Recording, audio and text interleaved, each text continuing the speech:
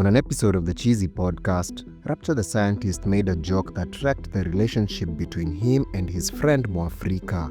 Nimekosana na watu wengi juu ya hii story. Nilisemanga Khaligraph ni fala. For context, Rapcha and Mwafreeka hosted the weekend update since 2022, and it's safe to say that these two have always had excellent chemistry. Their personalities went well together. They seemed to be really good friends, but generally speaking, they exhibit different levels of ideas, influence, and status. While Mwafreeka's channel is more influential, older, larger, and attracting more views, Rapcha has built a reputation as the more relatable voice, even among Mwafreeka's audience. In addition, Rapcha's honesty about his past as a child criminal, alcoholic, and someone who's battled extreme poverty adds a raw personal layer that sharply contrasts Mwafreeka's more sheltered lifestyle. The damning drama started on September 2nd when Octopizzo took a swipe at Khaligraph's fashion sense, calling it boring and predictable.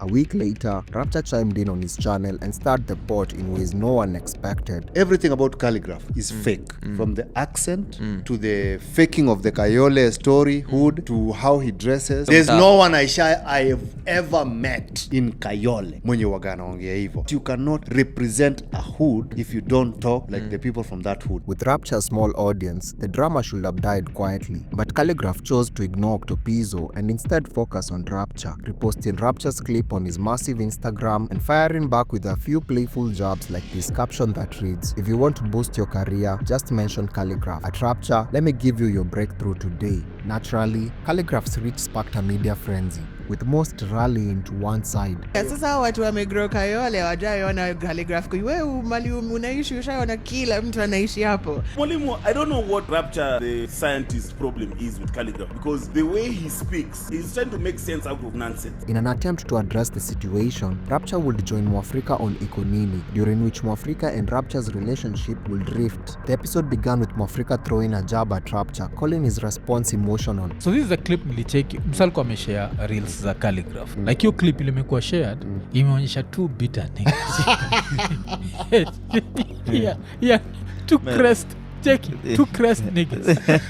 Rapcha kept things light, seemingly excited to share his perspective, but things became a little bit more contentious when Mwaf took it from fun to borderline aggressive. I think nilikuwa nataka kujua nyi wawili yote mna Chizzi hivyo. I think mmechizi. I think hiyo jina Chizzi Podcast ina make sense. Inakuga cheese. When the best yangu and I know Rapcha the comedian. When I was watching that, I was not seeing the comedian. I was seeing bitter lemon. I was seeing crest. Sensing the tension, Ian tried to steer the conversation towards playfulness. Because I know Pia, maybe there are harsh words used up. I don't want to take your direction. That's why I'm even joking too much around it. Still, Mwafreeka kept going, publicly undermining Rapcha and questioning his credibility to comment on the Khaligraph drama. Alafu hii beef ya Ohanga na Omolo, wewe unaingilia wapi? Mimi ni fan wa wasanii wa Kenya, you guys. Yeah. Si Kali peke yake. Joke na wasanii akina Samido. You guys, ukisikia zile majoke nimekujua akina Samido, akina Muraya, akina Inda, you guys. Mwaga naongelelea hizo raya zote. Though the episode wrapped like nothing was wrong, it received comments such as, Rapcha ameitwa staff room na principal. With friends like Mwaf, who needs an enemy? Respect to Rapcha for still affording to make light of the segment. Mwaf amejama anezatoa zile za leta microphone zangu. The growing backlash led Mwafreeka to briefly take down the video, later making it public again, this time with a follow-up reacting to Kamene Goro's attack. There's some guy called Rapcha. I'm not entirely familiar with him. Anyway, Rapcha comes out of the woodworks from I don't know where he was, and decides he's going ham on Khaligraph Jones. This guy has worked on radio, he's worked on TV, but you're not familiar with him. Maybe you work on radio? His tone had clearly shifted to being more supportive of Rapcha as he attempted to explain his perspective while still standing by his original position.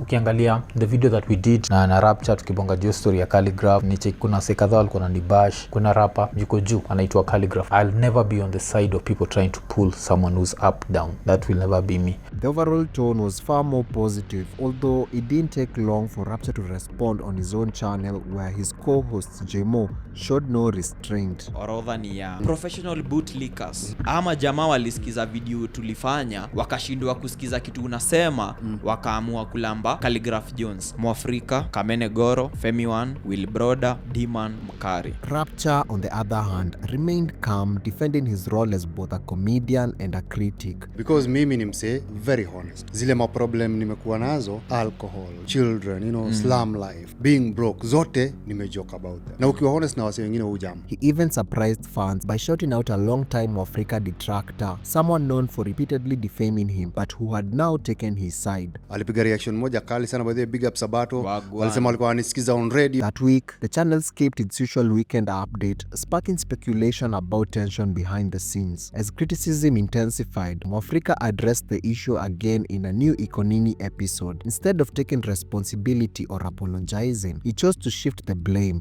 Tukiwa hapa tuko tunacheka, even off air tukimalizana tumecheka. Immediately we posted the video, guy John ilipatiwa majina. John ilitwa King Jong-un. So it seems like he felt disrespected. Sometimes when you're alone and you read the comments, you'll be like, you know what, my dude disrespected me. He later acknowledged that the drama had affected not just their personal relationship, but their professional one as well. So with that in mind, ulimse tumejua for over 17 years. Last week on Sato, yena boy flani walitwita bootlickers. Hard feelings zangu jo. Ulisikia ilitoa gani? Big ups about it. So that's what's happening. Like sisi waga kama Iko Nini tunakuwaga very honest na nyinyi, and we just tell you our dude is on strike. Do we know when he'll get over his feelings? I don't know when. Mwafreeka continued to discredit Rapcha, insisting public opinion favored Khaligraph and ignoring the real issue, which was disrespecting his co-hosts. And despite everything, he dismissed Rapcha's reaction as temporary, still expecting him to return. I'm sure he'll be back. Alafu very soon tasikia ni the weekend update nikiwa Mwafreeka. Si ndio? Mr. Ian. Yeah. Umeitwa Kindiki uka? No.